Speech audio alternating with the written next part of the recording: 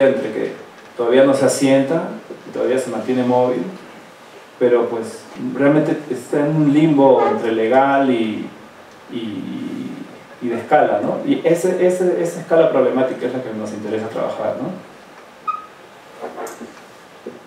Bueno, en este proyecto fue no un fracaso, pero fue muy problemático, ¿no? Porque el problema de ir a un lugar a intervenirlo, que tú no eres de ahí, es un problema antropológico complicado, ¿no? Cuando llegamos, querían que hagamos un megaparque y yo no tenía los recursos como para... No era eso. Nos dimos cuenta que con los que estábamos lidiando eran de un partido político específico, que era el PAN, y no querían que nos juntemos con los del PRI, ¿no? Entonces yo en ese momento no podía entender muy bien esas problemáticas políticas, ¿no? Entonces dije, no, pues voy a intervenir fuera de mi casa. Espacio no inmediato, pero semi-inmediato, ¿no? Este es un cartel que hay en la frontera antes de que cruces a México, porque antes se cruzaban, pues sí, atropellaban a la gente cuando se cruzaba ilegal. Y yo vivía a 10 cuadras de la línea, ¿no? Entonces, estos son, pues me hice esta banca ambulante que dije, pues yo lo voy a sacar todos los días acá, porque estaba justo donde la gente entraba a México, ¿no?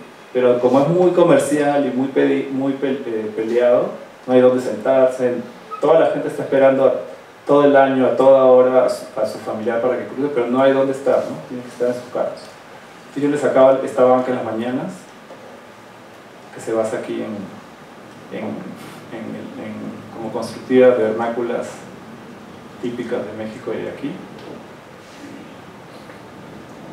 Y se la dejaba a este señor, el aguatero, que lo cuidaba, se sentaba y dejaba que la gente se siente, ¿no?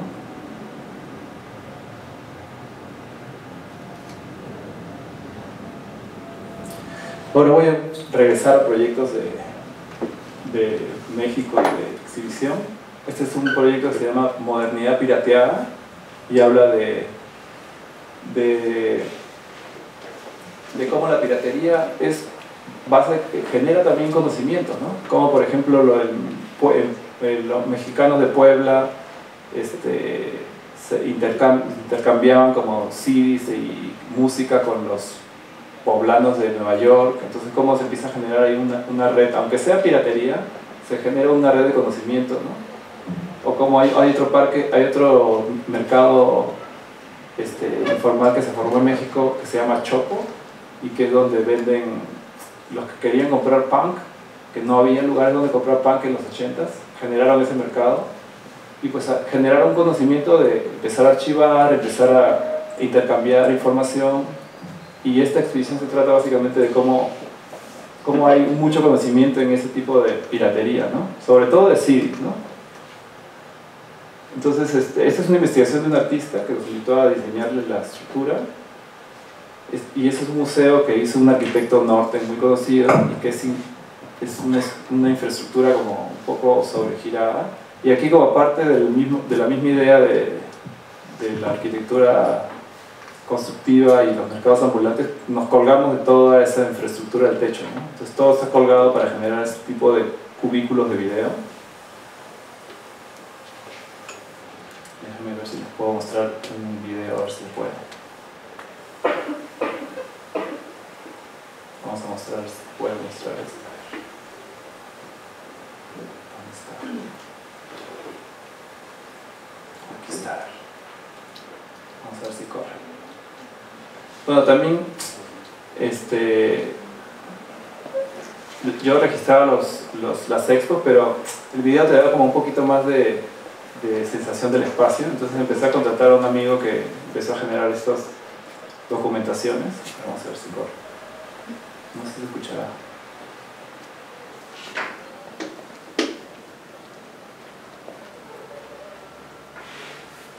Y claro, la constructiva, la técnica, la metodología y todo el diseño se basa en cómo los mercados informales de México construyen, ¿no? Fierro de 1 pulgada por 1 pulgada y lámina corrugada, ¿no?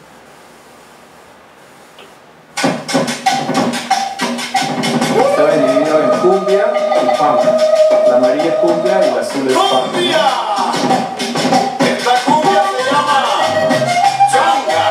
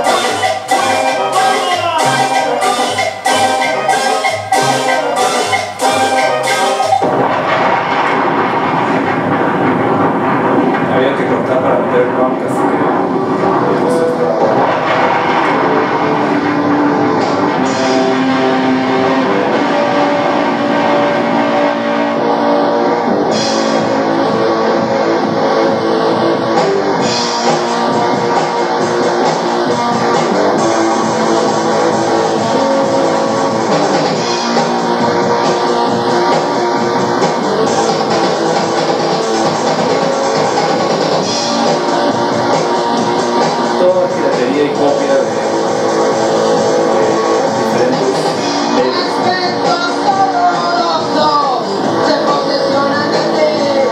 Eso era el cubículo del video.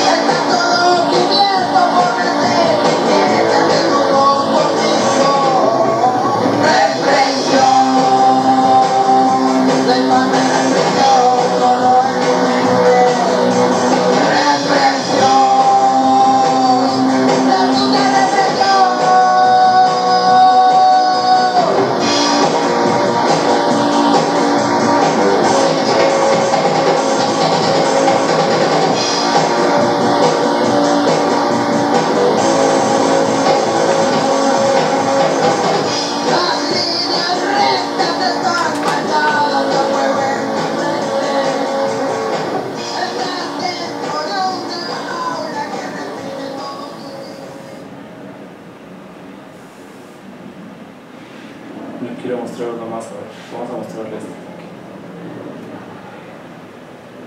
este. Este es el único que hicimos que empecé a filmar desde que los obreros en nuestro equipo construían, ¿no? Como era parte de la... Y aquí también metimos un poco de documentación de archivo de la misma exhibición. Y este es en Tlatelolco, un... La materialidad de la urbe. Las ciudades están edificadas con materiales: acero, vidrio, arena, concreto, madera, plástico, por citar algunos ejemplos. Cada utopía ha tenido sus materiales predilectos, pues estos portan consigo una idea de cómo debería ser el mundo. Estaba dividido en demolición, ocupación y utopía, 3 rubros.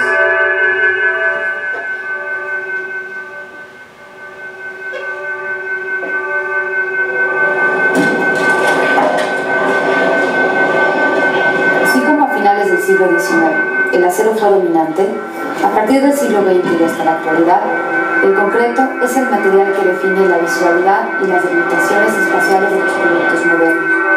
El concreto ha desbordado la ciudad como signo preferido de la noción de progreso, misma que se impone a los imaginarios locales sin importar condiciones climáticas o tradiciones constructivas previas.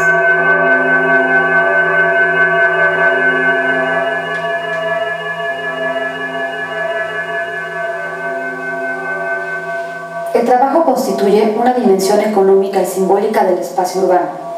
Los fenómenos de demolición, ocupación y utopía, que modifican constantemente este entorno, son producto del trabajo de sus habitantes. Cada ciudad posee sus propias dinámicas laborales y modos peculiares de diálogo entre los mercados globales y las economías locales.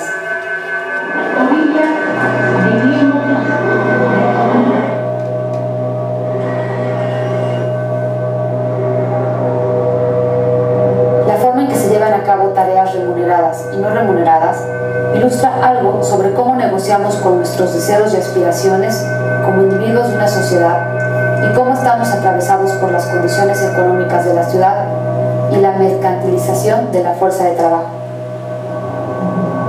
Los lenguajes producidos por formas dispares de ocupación crean nuevos códigos para pensar la ciudad. Las ciudades son los espacios centrales de la acumulación económica. Cada construcción se levanta sobre los escombros de construcciones anteriores. Cada nuevo desarrollo es la cimentación de otro proyecto futuro. Durante mucho tiempo, se pensó que la construcción de una ciudad ideal era algo posible. Ejemplo de ello es el mismo conjunto urbano Nonalco Tlatelolco. Hoy, que hemos visto proyectos de la ciudad moderna en ruinas, sabemos que el espacio se construye socialmente desde su ocupación y no desde los escritorios.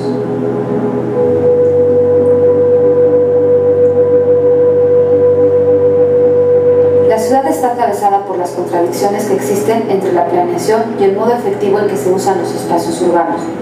Diariamente, vivimos las precarias condiciones de movilidad. La palabra utopía se refiere a una ciudad ideal.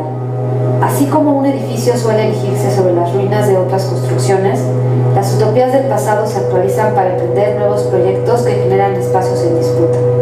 Sin embargo, el fracaso de una utopía urbanística no cancela el papel motor de la planeación para la subsistencia de la ciudad en términos económicos. La subsistencia de la ciudad depende, en gran medida, de ese proceso acelerado de renovación donde el deseo de cambio exige territorio parcelado. La reproducción material de una sociedad y la especulación económica demandan la destrucción como condición para la utopía.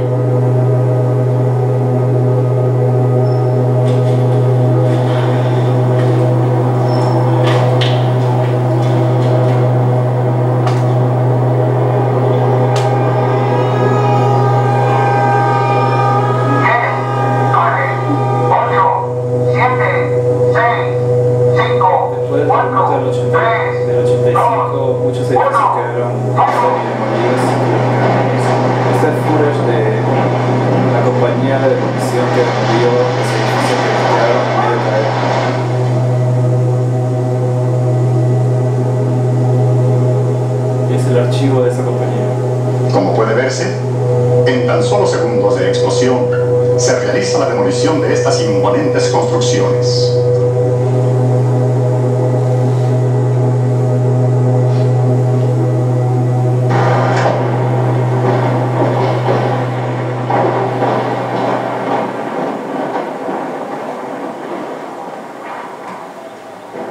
A ver, sigamos.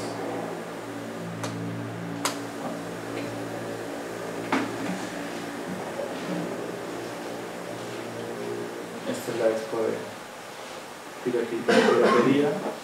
Bueno, puse esta maqueta, era más para los estudiantes, pero igual la voy a pasar. Es un museo nuevo que se llama... No, disculpen, es una fábrica que era ahora es el Museo Numismático Nacional. Era la fábrica donde se producía la moneda en México, tiene como 350 años. Es una de las primeras fábricas de México, que está en la Ciudad de México.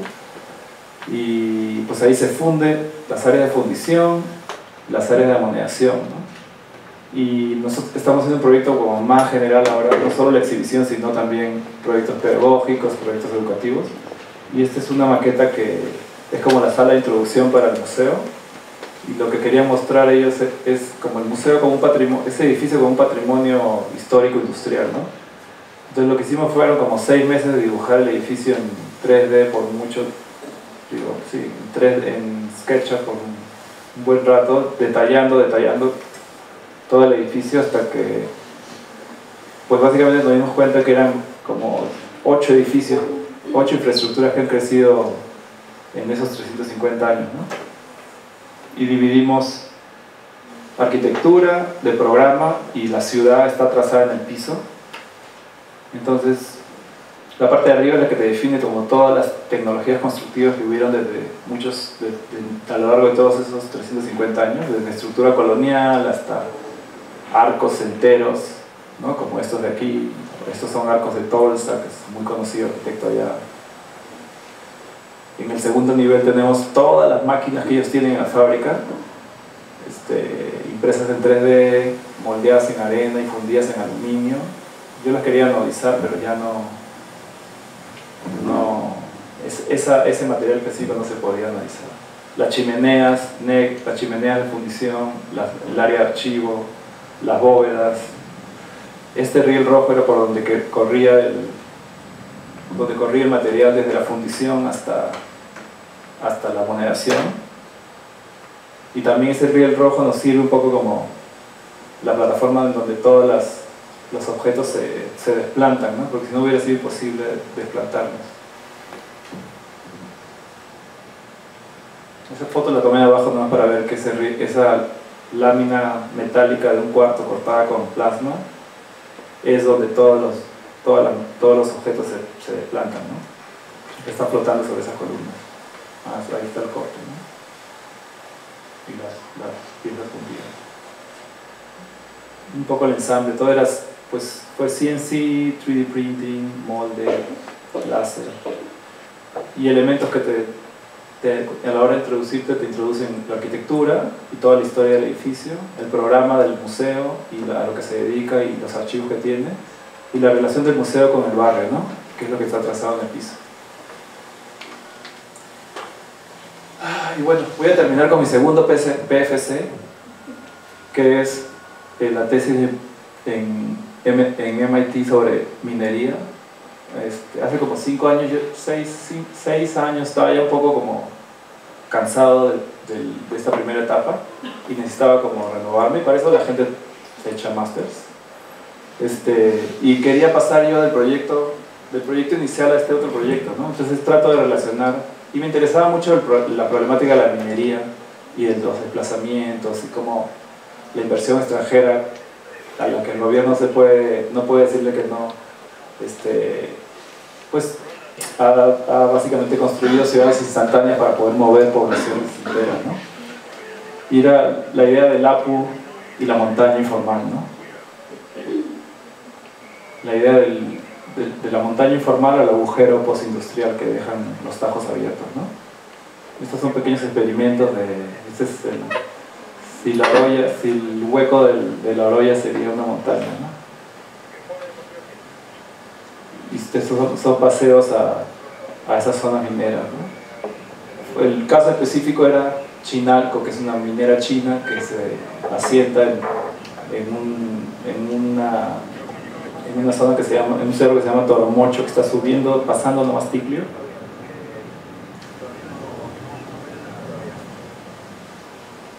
Y la relación del territorio que genera ese tipo de toda la problemática poblacional, ¿no? Similares patrones. México ahora está pasando por eso muchísimo, con problemas similares a los que pasábamos nosotros hace como 5 años. Aquí lo que hacen es partir a la comunidad, comprarle la mitad, la comunidad se empieza a pelear, el que vende la casa la tapían y le cierran las puertas para que no vuelvan a entrar. Entonces así van como los que no quieran vender a la larga se terminan yendo, ¿no? Porque el gobierno pues agarra la comisaría, la ponen en el pueblo nuevo que construyeron, también la iglesia, la escuela, y pues ya no queda infraestructura en el pueblo antiguo, ¿no? Y esta es la nueva Morococha, como una ciudad instantánea construida por la inversión china, como metros más abajo, ¿no? Y este es Toromocho. Esta es una foto de archivo de cuando todavía había lago ahí, porque pues, hubo un agujero aquí que se drenó todo el lago y murieron ahí muchos mineros. Esta es un poco la ubicación de donde va a estar el Tajo. Casi va a tener que moverse la carretera central porque el Tajo, como en el 2020, va a crecer tanto que se va a tener que mover la carretera, ¿no? Y un poco la idea era como casi lo inverso a lo que expliqué al principio, ¿no? Bueno, en mi especulación, ¿no? De sedimentación urbana a disolución rural, ¿no? De ocupación a despojo, en vez de acumulación, desvinculación, en vez de coagulación, licuefacción, y en vez de consolidar, disolver, ¿no? Ticlio y estas montañas de relaves y residuos. Claro, ese es un proyecto. Este máster era arte, cultura y tecnología, ¿no? Era bastante más relacionado a arte, ¿no? Y yo termino haciendo este proyecto, ¿no? Que es más una escultura, 3 máquinas de transportación de tierra girando entre ellas y alimentándose entre ellas y haciendo un polvadero. Yo pensaba poner un poquito de agua para me olvidé por los nervios y de pronto está MIT muy nice y una nube ahí de tierra. Creo que acá tengo este videito para ponerlo.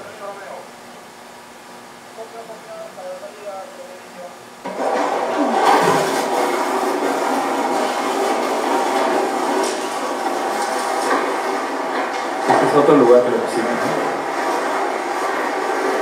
Pero claro, yo no soy escultor, ¿no? Y como que este tipo de resoluciones no eran como me interesaba el tema, me parecía muy complejo, me parecía que es difícil abordarlo, como muchos de lo que ustedes están haciendo como de una sola forma, ¿no? Y menos de esta, yo estando en Boston, ¿no? Nada que ver. Entonces era como, me interesaba el tema, pero no me sentía como que esto era un resultado, por lo menos para esta etapa tal vez sí, pero no como proyecto, ¿no? Entonces después, este es como el resultado paralelo, como diciendo que qué me gustaría hacer que se relaciona a esto, pero que yo me sienta a gusto y me interese como de nuevo empujarlo como algo a largo plazo, ¿no? Y hago este proyecto que se llama Oficios Comunes, Metabolismo Urbano de Saberes, que la idea era hacerlo en lo rural y era, digamos, ¿no? Si la minería es mega economía que viene, básicamente quiero tus recursos e invierto aquí y ocupo la mano de obra que pueda solamente para trabajo, ¿cómo hago yo lo inverso, ¿no? Una microeconomía donde hago yo un eslabón de economía, pero enfocándome en el conocimiento que existe ahí y tratando de recuperar ese conocimiento sobre, como entre artesanía y informal, ¿no? Y también le cambié el nombre un poco como estrategia, ¿no? Pero me invitan a una residencia en México y la hago ahí en México, ¿no? En el centro histórico, donde tiene mucha historia, ¿no? Y trabajo al final con tres elementos: los alambreros que construyen diferentes estructuras para mercados ambulantes, que son estas alambrerías forradas en vinil igual, una vidriería muy antigua con una máquina antiquísima y unas tejedoras de la calle, ¿no? Esa es la alambrería y para eso la usan en la calle, ¿no? Esta señora construye eso hace como 20 años, ¿no? Entonces yo ya tengo trabajando con ellos como 5 años casi, y este es uno de los únicos. O sea que claro, la idea no es solamente registrarlos, generar un documento, adquirir la información que ellos como construyen, sino también abrirles un pedacito de economía, ¿no? Y este es el único proyecto como que ha funcionado en ese sentido, ¿no? Ahí es el libro que traje sobre eso también. Y por ejemplo aquí, ¿no? En un clavo tengo mi tienda, ¿no? Aquí yo digo que este es diseño emergente que emerge de la política del uso del suelo en el centro histórico y el mercado ambulante, ¿no? Entonces tú no quieres tocar el piso porque te ves sin problemas, pero puedo forrar la fachada o colgarme de lo que sea y pues todavía me la libro, ¿no? Entonces es un sistema para colgarse todo, ¿no? Entonces aquí también a la hora de construir diferentes experimentos lo colgué para ver qué operaba, ¿no? Y este elemento fue un poco el que, por flexibilidad y por movilidad y porque tenía todas las características, terminamos diseñando esta especie de repisa que, claro, para los chicos tecnología es CNC o 3D printing, ¿no? Esa tecnología constructiva me daba a mí la posibilidad de pensar en una repisa, en un sistema de almacenaje colgado, ¿no? Entonces hacemos esta EVA que se llama estructura vertical de alambrería y increíblemente se sigue vendiendo sola. Digo, no en tiendas, sino nos piden y hacemos pequeñas instalaciones o construimos, ¿no? Este está en el archivo de diseño y arquitectura en México. Todo el segundo piso está forrado de este tipo de estructura.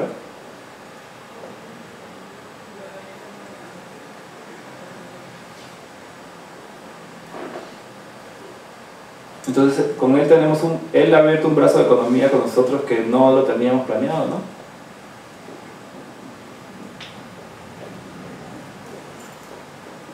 Y ya casi terminó, ¿no? Y es muy móvil, lo hemos viajado mucho, lo hemos usado en diferentes lugares. Este proyecto ya no lo voy a mostrar, creo, porque ya me estoy pasando el tiempo, ¿no? Porque si no, mejor voy a mostrar el video de esto. Que este es un proyecto en donde lo que pasa es que es la primera vez se mezcla el archivo con un contexto informal, ¿no? Esto se llama un archivo de los Flores Magón, que es como decir Mariátegui aquí, ¿no? Como muy importante, activistas, estos son magonistas, son como anarquistas de México, son los precursores de la revolución, porque son como los intelectuales anarquistas. Y este es el espacio que se recuperó, que ahora es así. Está compartido con el mercado que se reubicó adentro. Y hay diferentes dispositivos, ¿no? Usando las mismas características de la zona. Les voy a mostrar y ya terminamos. Un poco para que vean el contexto. Hola, soy Juana Carrillo Martínez, tengo 48 años, soy hija de la señora Berta Reséndiz. Nosotros vivimos aquí en el predio, aquí enfrente de Colombia 42, vivimos durante un buen rato. Yo creo que más o menos llegamos en los 80, pues estaba un poco difícil para entrar a vivir en esas condiciones, pero pues no teníamos otra opción. Era eso o quedarnos sin techo. Siempre hubo chismes, por los negocios de mis hermanos, pero pues nadie se atrevía a entrar. Le decían el castillo porque se estaba derrumbando. Después del terremoto del 85, muchos edificios se tapiaron porque estaban muy peligrosos y se quedaron. Por eso ese se recuperó, se pudo recuperar porque estaba tapiado. Pero hace unos años empezaron a reubicar los ambulantes de la calle en estos predios, y ahí es justo cuando él encuentra el lugar, ¿no? Y es la casa original donde estaba la imprenta de los Flores Magón. El bisnieto Diego Flores Magón me manda un mail cuando yo estaba en Boston, porque había visto la expo de MOAC, y yo le ayudo a hacer este mobiliario que son como diferentes tipos de cajoneras. Esta estructura negra ya estaba puesta ahí por otro colaborador de él, y yo nomás intervine en la estructura negra, ¿no?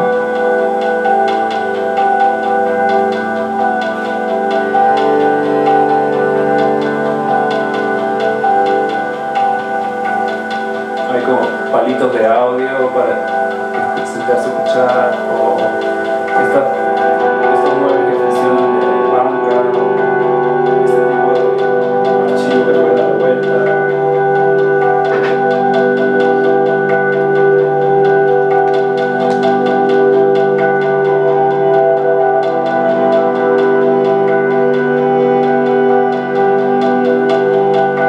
Este segundo piso que lo corté para que te puedas meter y que funcione más como un mueble.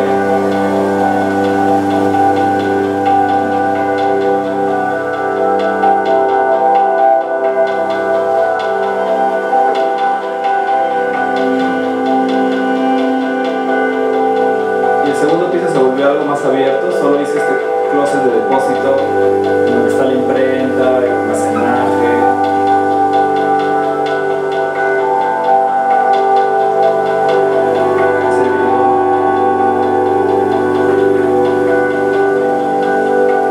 Esta mesa se baja y se hace el pequeño escritorio, ¿no?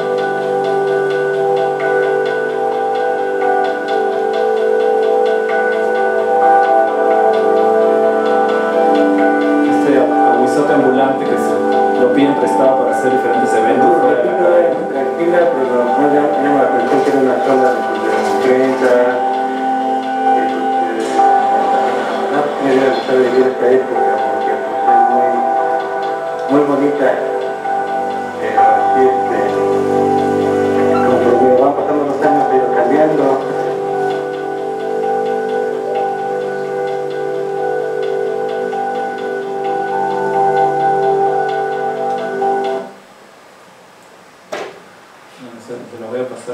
Nomás voy a terminar con esto que sigue siendo parte del mismo proyecto de edificios comunes, ¿no? Este es uno en Cusco que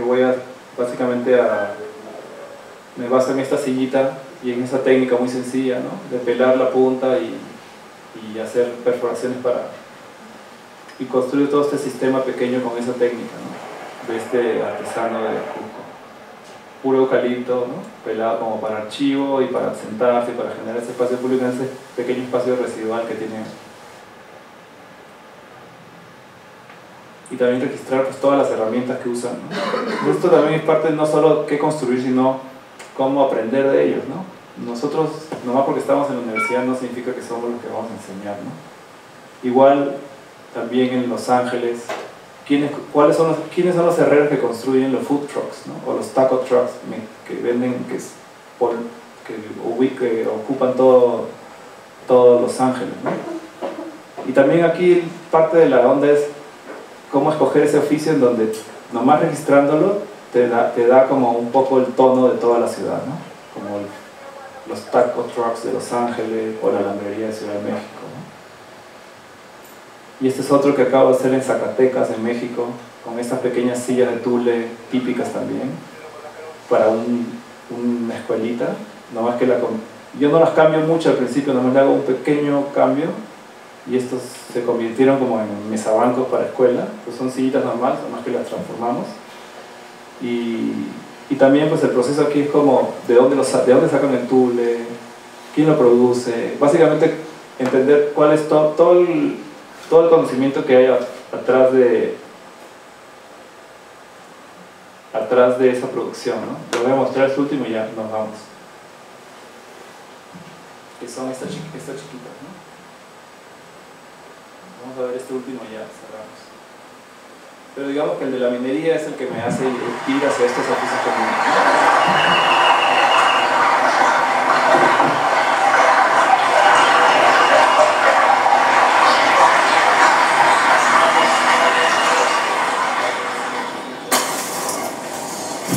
Está calentita, no está tan fría.